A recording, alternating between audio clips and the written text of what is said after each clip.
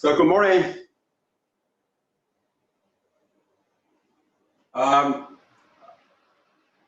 So you can hear me, right? Yes. Can you? Okay, great. So now let me first give you a review or revisit of this basics of waves. Okay. So we start with the simplified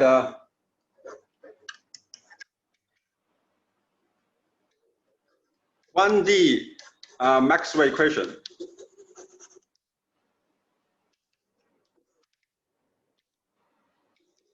Okay.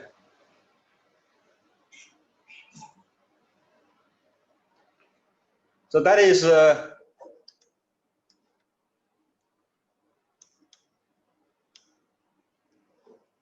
partial squared of partial x squared and per psi. It's a scalar function as function of x and t, minus 1 over c squared. C is the speed of the light. Partial squared, partial t squared, and per psi x t equals to 0, right? So let me introduce a little bit more. So in case you don't know what is the separation variable, so let me try to solve this equation, okay? So you can see that this one can be actually written as, on the left-hand side, you have only the differential with respect to the x.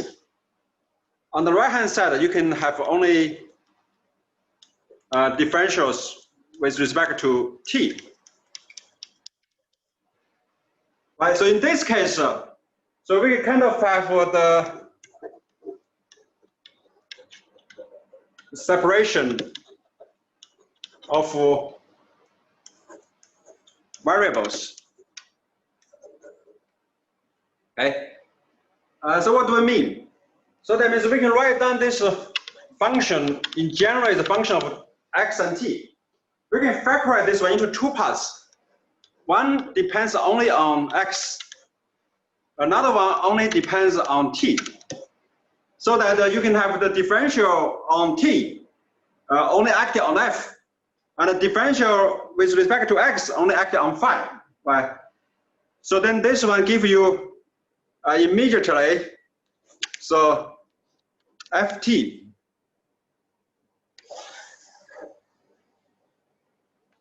differential is phi, right? That's only depends on x, but equals to, and phi, the 1 over c squared, partial t squared.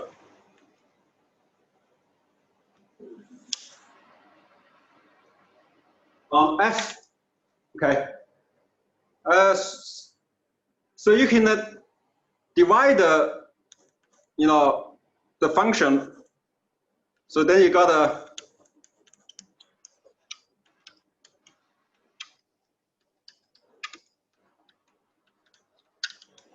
right. So you can see that so the left-hand side of this equation is a function of x.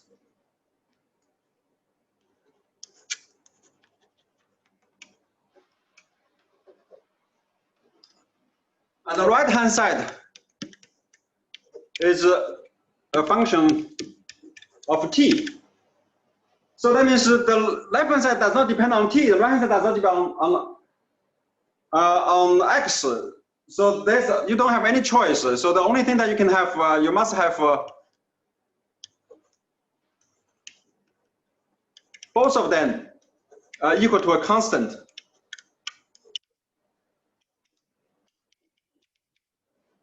Okay.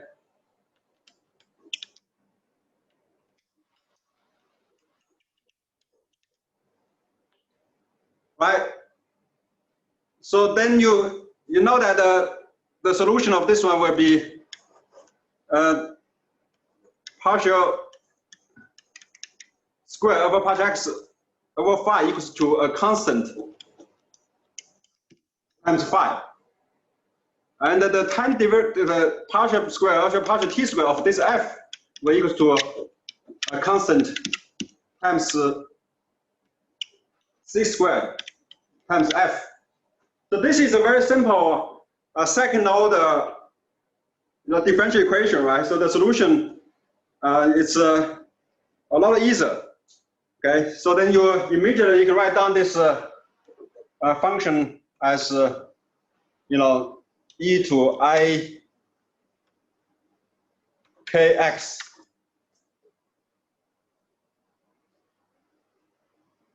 Okay, and f then is going to be e to minus I omega t. So you can check the solution. Basically, it's something like it's a combination of this phi times f, right? That can be written as e to I kx minus I omega t. And this omega just equals to c times k. Okay, so we call this one, the name of this one, I call this one dispersion.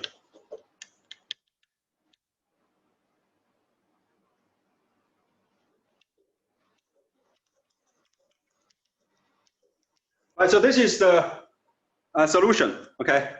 One of the solutions. So this is one solution, okay? And then, of course, the general solution, okay? So general solution can be written as a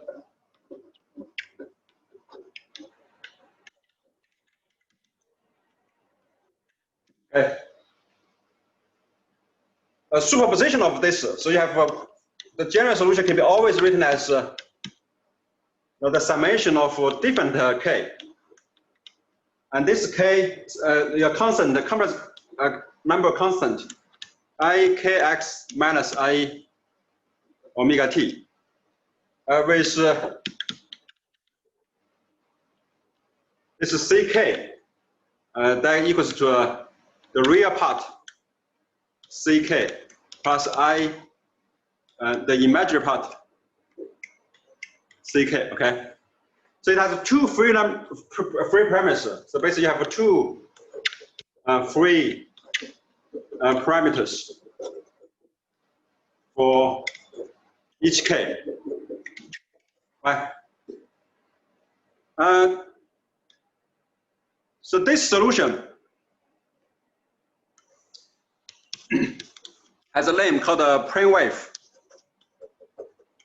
Okay. And the possibility of this one, excuse me, you can write this into a superposition of this one. So this is called a superposition. Okay. The reason of this one is because this equation is linear. Okay. And of course, you have all the other ways to write down this one. So as a load, you can also write this as the real functions. So that can be written as one constant cosine times cosine kx minus minus omega t, okay, plus b times sine kx minus omega t. Of course, you can always combine cosine function and sine function. So you can also write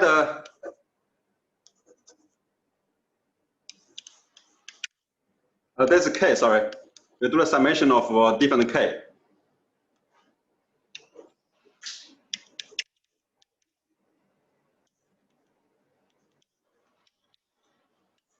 You can also use the amplitude and a plane wave, a cosine plane wave with a shift, with a phase shift. Okay. So in all of this case, you always have two free parameters for each k. Right. So that's the general solution of this equation. Okay, you can always write this as a superposition of this. Okay, right?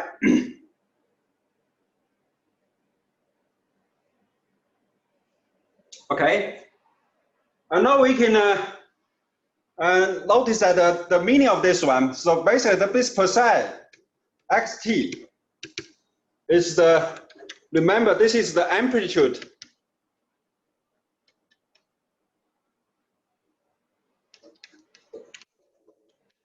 of field. That is, this psi xt actually is proportional to the electric field. Xt is proportional to the magnetic field xt, right?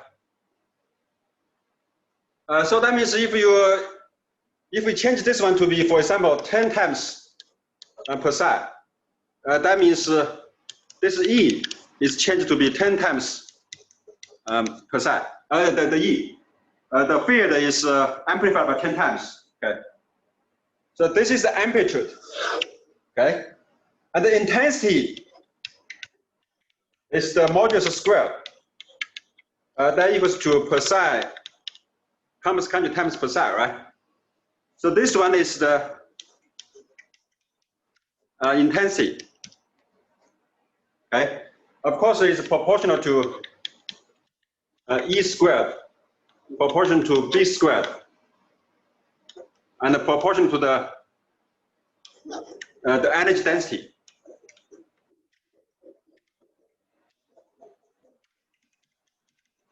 Right. So the modulus squared of this field specify the intensity of the light wave. Okay.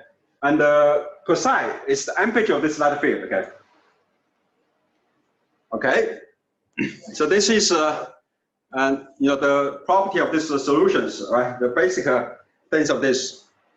And now we consider the interference, the superposition of this one. For example, you can have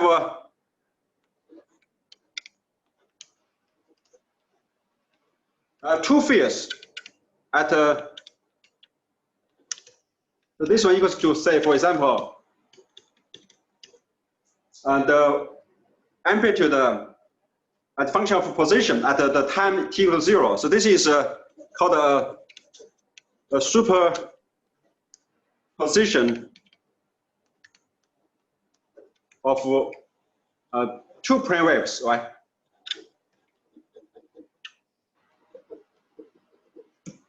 So let's look at what's the result of this one. So this actually can be written as e to I k1 plus k2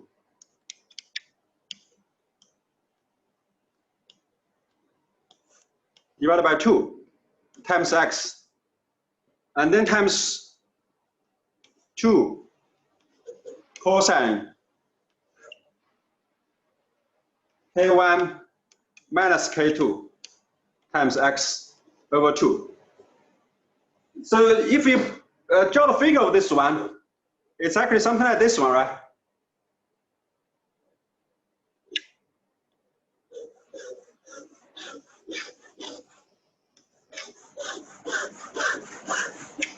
So it's a multiplication of two waves. One has the fast oscillating. So this one you have two wavelengths. So this one gives you k1 plus k2 over 2. So this is a faster oscillation. And then you have another one that comes from this term. But you have another term comes from here. So this one is k1 minus k2 divided by 2. So it's a slow modulation. Right. We call this one a beating. So you can say that so the interference of this two waves will cause this special modulation. Okay, that's a beating. So you got one factor of this phenomena. Okay, so interference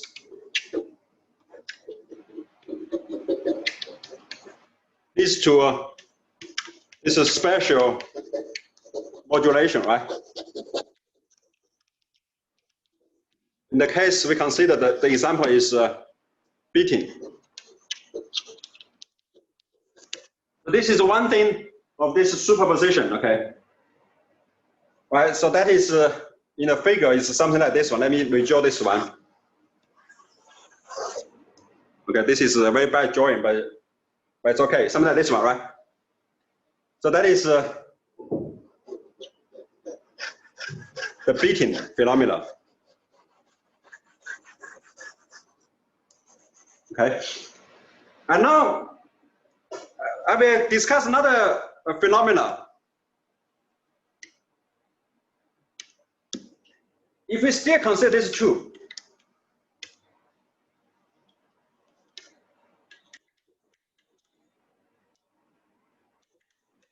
okay, the same waves, but now let me add a phase shift.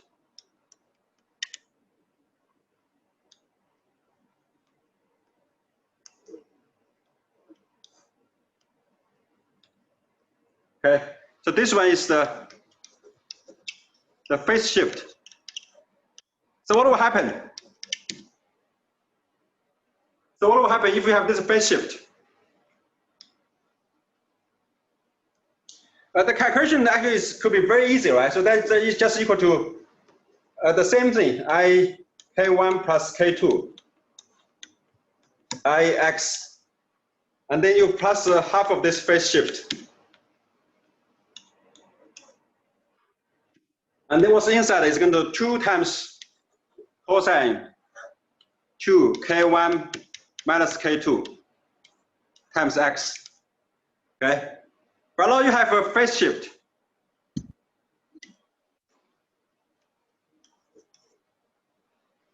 You have this phase shift, right? Phi. So what does this mean? That means because this phase shift, this modulation actually will be moved, will be shifted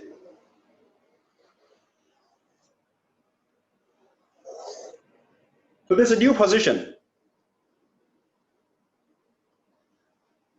Okay, so you have the new oscillation is something like this one.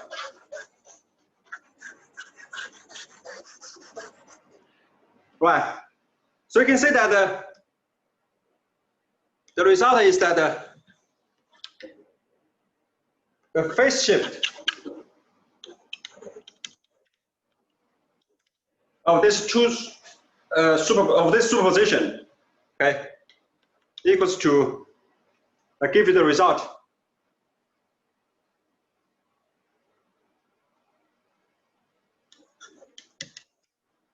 The displacement of the special pattern, right?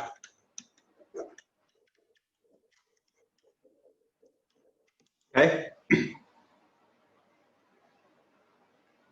So this is the simplest case that you have only 2 waves superposition, but you can consider even more general case. So you can consider more general. Okay, you can have a superposition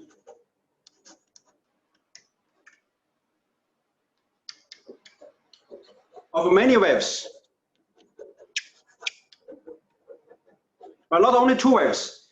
You have many waves, so that you can have, for example, percent x equals to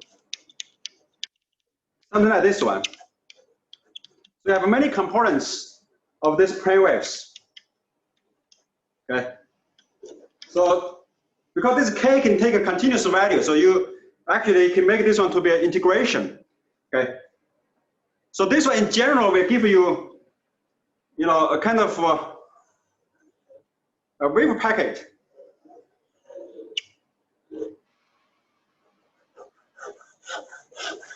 So this is the oscillation, but with this special modulation. Okay, so this one will lead to a wave packet.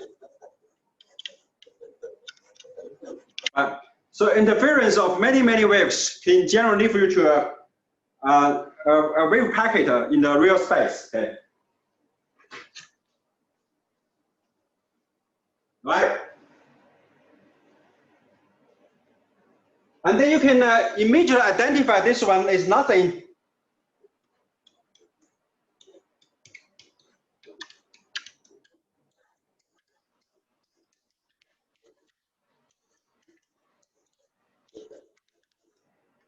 this is just the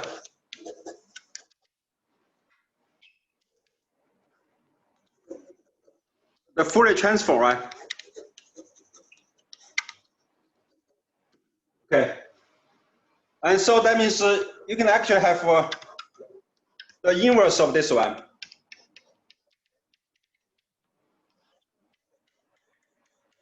Okay, so you can transfer this one back and forth. So if you know a wave packet, you can decide what's the components of plane waves. Or if you know the components, the distribution of the components of the waves, you can obtain the real space, this one, right? So these two goes to each other, right? Okay.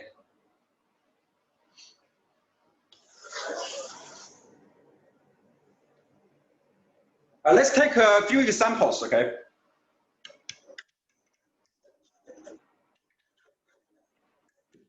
Let's consider a very commonly used nice function, a Gaussian wave packet. Okay. So in this case, we have percent x, for example, equals to e to minus, say, x minus x0 squared over 2. Okay, you can plus a phase shift if you want.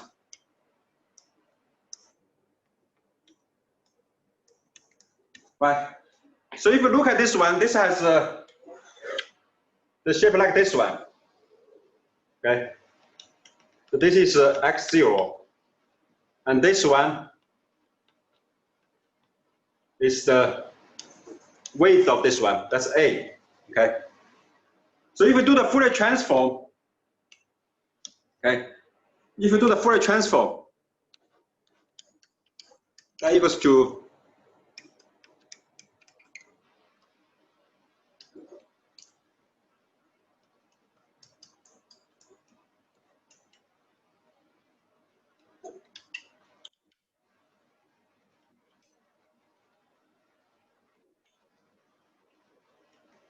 right. So that is the wave packet. And do the Fourier transform, you times e to minus I k x, and do the equation of this dx, right? So this one actually will give you, so the nice interesting that you have a Gaussian function. So this one will give you also a Gaussian function, so up to a constant, okay? So you will find out that the result is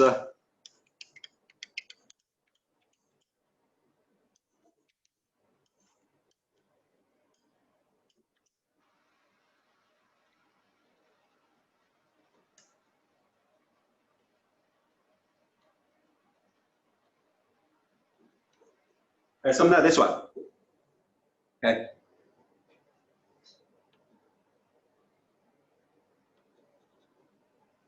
So that is the result. So that means you have, in the K space, you also have this to be Gaussian packet with the center to be K0. That comes from this one, okay? And the width of this one is 1 over A.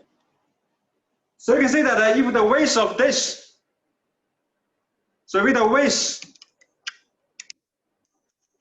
in real space,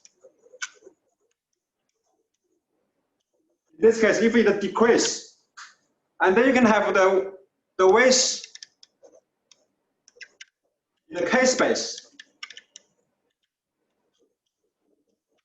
that will actually increase. This one is pretty general, okay? Because you can easily see that suppose you have a wave packet, and then kind of change this one to the new one, percent prime x, that equals to percent x times the constant alpha, for example. So what does this mean? So you can see that the wave packet actually is kind of squeezed by a factor of alpha. If alpha is equal to 2, for example, and then the width will be half the width of the original one. Okay. If alpha equals to 10, the wave packet will be 10 times narrower, okay, than the original one. And then if we do the Fourier transform, then it's very easy to find that this one will become simply just to be k divided by a, by alpha, sorry. You can also easily get this one by dimension analysis, right? So if, for example, if you this alpha has dimension, say for example, to be the length and to be the inverse of length, and then they must if it's times x, then it must be divide this one by k, right? Okay, so this will equals, sorry. This one will be equals to percent k over a, right? So that means k over alpha.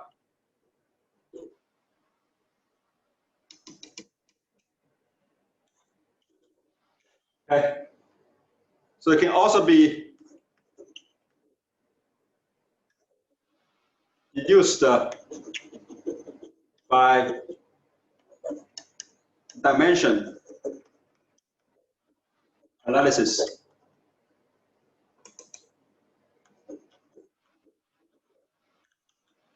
Okay. So you can see that this means that if you have a wave packet in the real space squeezed, and then the Fourier transform in the K space will be stretched. Of course, if you do the inverse, if the wave packet in the real space is stretched, and then the distribution in the K space will be squeezed. Okay, so they are just inverse. Okay, so this is another property of this Fourier transform. Right? Let's consider one more example. This one you actually have probably a pretty familiar with. Right.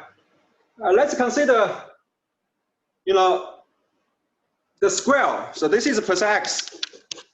And we all know that the Fourier transform, you got a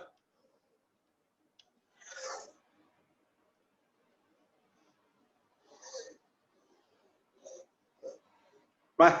So you got the sinc function.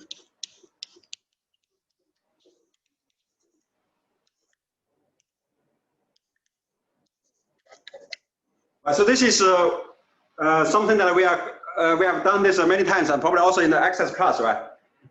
Okay. And first of all, of course, you know that if you have the width,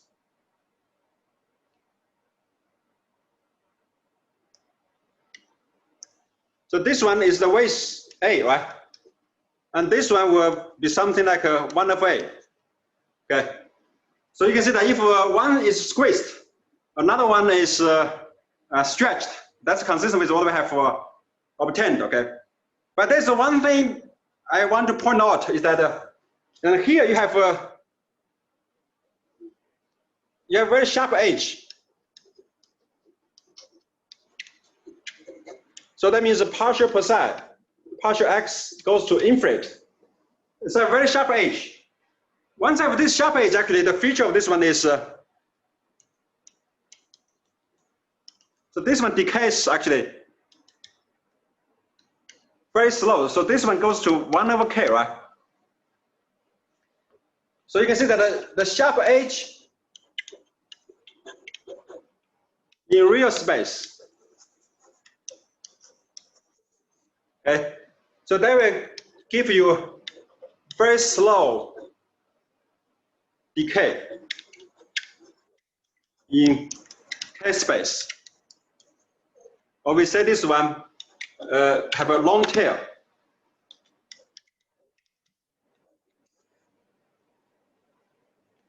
Of course, if you compare this one to the Gaussian, for example, right? So remember the Gaussian, you have something like this one. That's very smooth in real space. And in K space, so you know that this one, so this one is the e to minus k squared over something, right? So this one is exponential decay.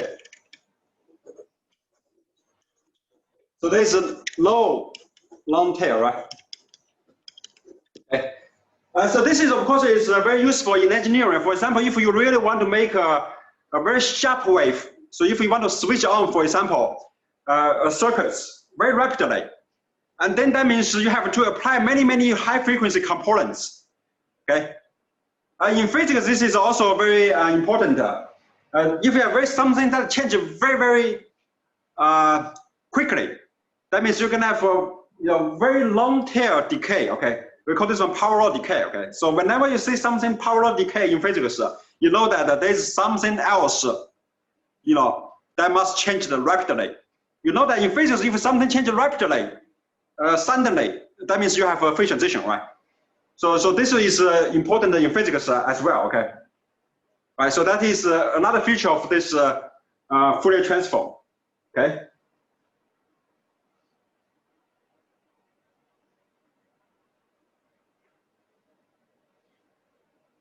All right. And so the third feature is that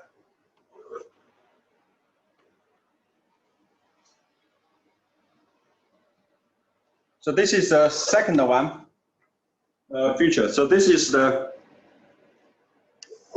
first one feature. Okay.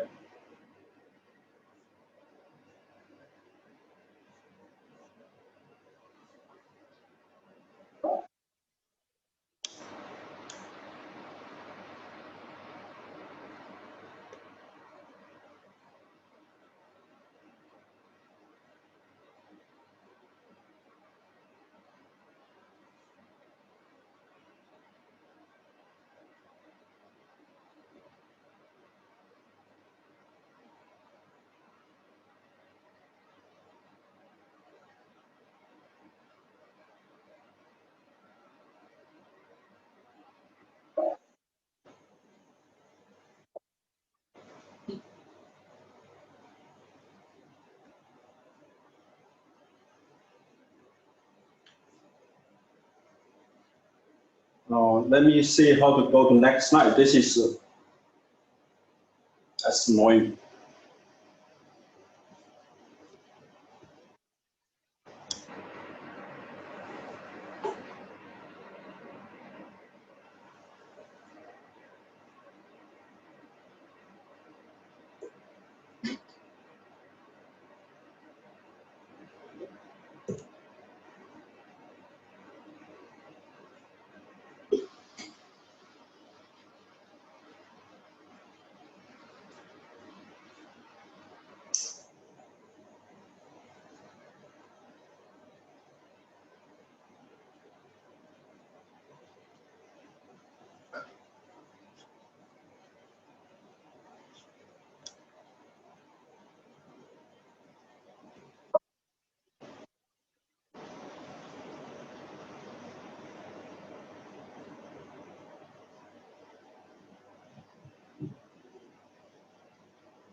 Okay, let me just add.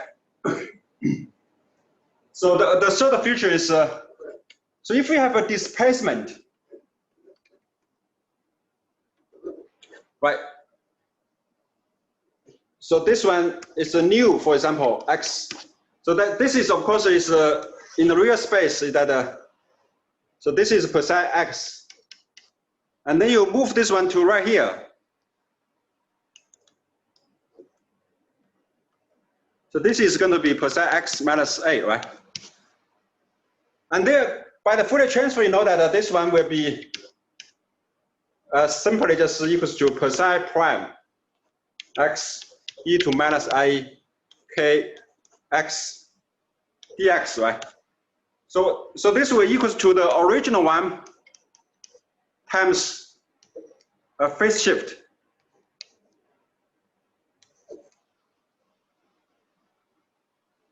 I think there's a minus sign, right? Okay. So that means a displacement in the real space is actually a phase shift.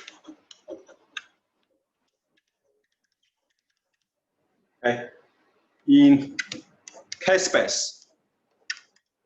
Of course, this is vice versa, okay? Right, so you can see there's a kind of correspondence between this real space and the k-space, okay? Right, and because of this phase, we can see that the relative phase actually is important. So this, so in the superposition, okay? So if you have a relative phase,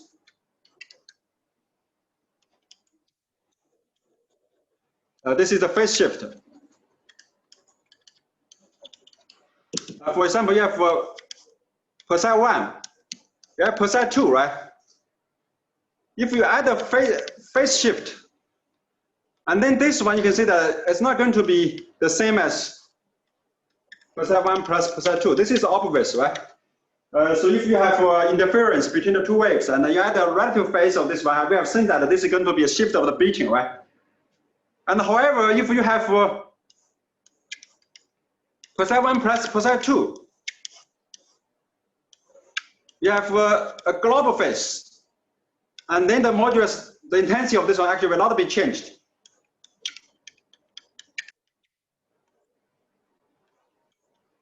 Okay.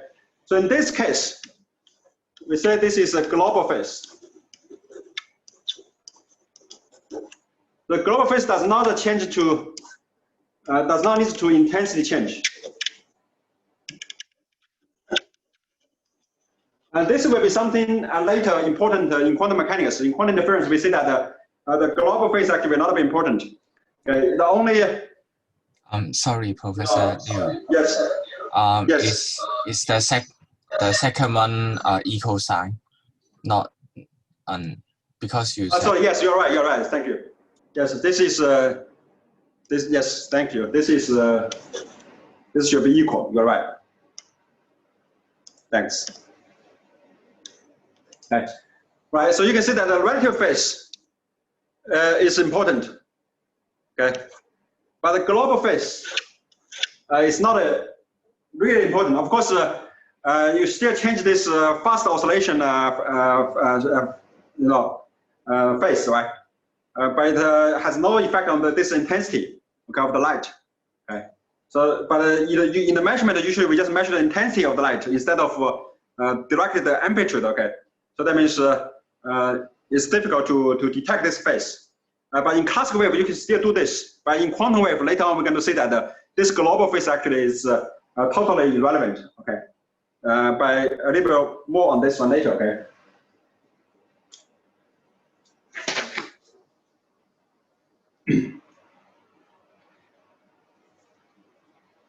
All right. So now let's see. So that's the wave, right? So another question, how about the time dependent?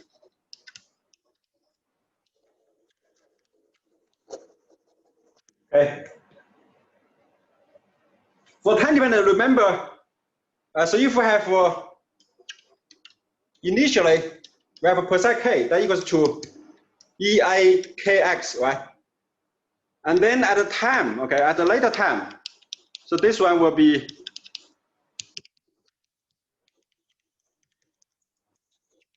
okay. And also we have a linear equation.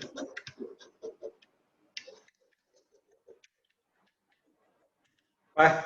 So that means, so if psi k is a solution, and then constant times this psi k is also a solution, right? Or if psi 1 and psi 2 are solutions, and then you have the combination of these two are also solutions, right? So that means if you have psi k tilt e to ikx, this one is a solution. So this one is also a solution. And the summation of this one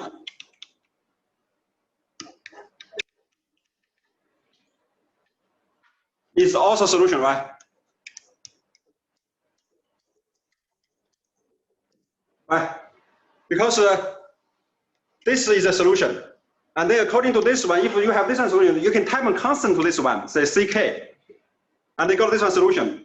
And then you can also say add this together, you still got a solution. So that means the solution is still a solution. So this means you actually solve this time dependent problem. So the procedure is like this one. Okay. At t equals 0, you have a wave packet plus x. Okay. And you write down this one as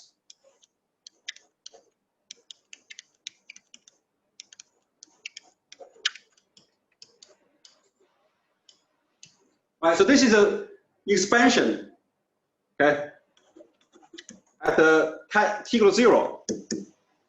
And then at the t, so you simply just have this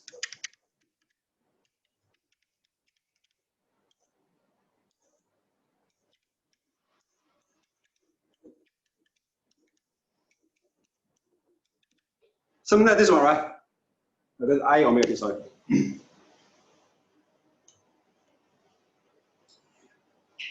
Okay. And then for the light wave,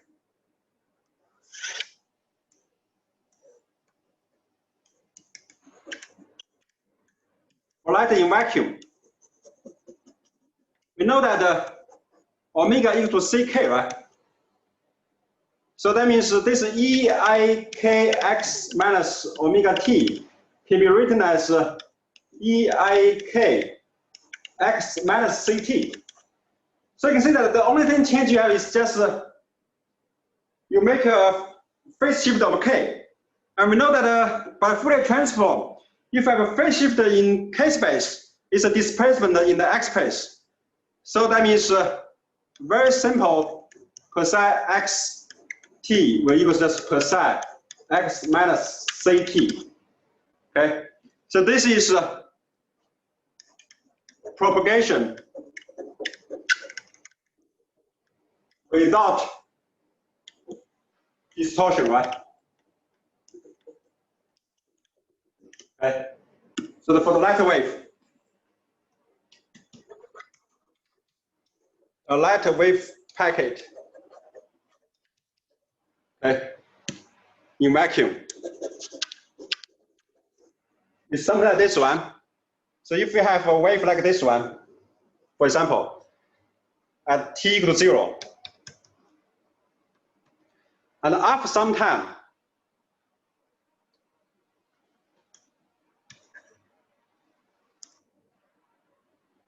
so this is t equals 0, okay, and this is x equals 0. So you have a wave packet like this one. So after some time, you actually have this one will be just probably like this one. So this one is x equals to c times t. This is psi xt.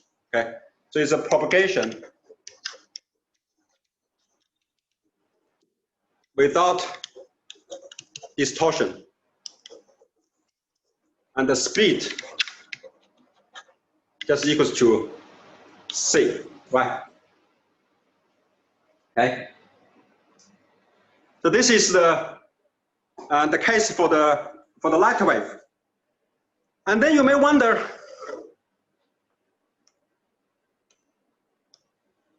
what if omega is not a ck? It's not that simple, right? For example, we consider the de Broglie wave.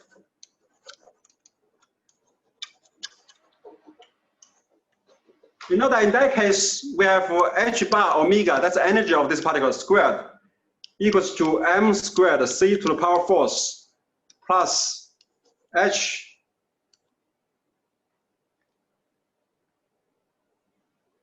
squared, k squared, c to the power squared, right? So that is the equation of energy, right? So in this case, you have, of course, omega equals to 1 over h bar square root of this m squared c to the power force plus h squared k squared c to the power 2. Of course, approximately, this one is nothing but just mc squared over h bar plus 2m the kinetic energy k squared times h bar squared divided by 2m, and of course you divided by h bar, right? So this is the case for relatively small k, okay?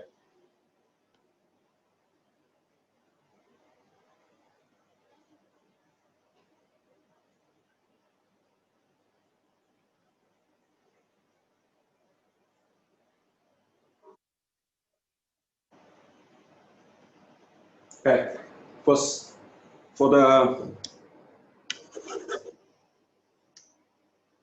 let's say it's for the low velocity case, right? Approximation. And then we ask, if we initially have a wave packet like this one, this is t equal to 0 at x equal to 0. And then what will be the wave packet at the later time? So percent xt equal to 1, right? So this is the question that we are going to answer, okay? And so I remember last time when we go to this part, we were too fast, okay? So let us take a break, and then we're going to do this one a little bit more slowly and hopefully more clearly, okay? And see what will happen, okay?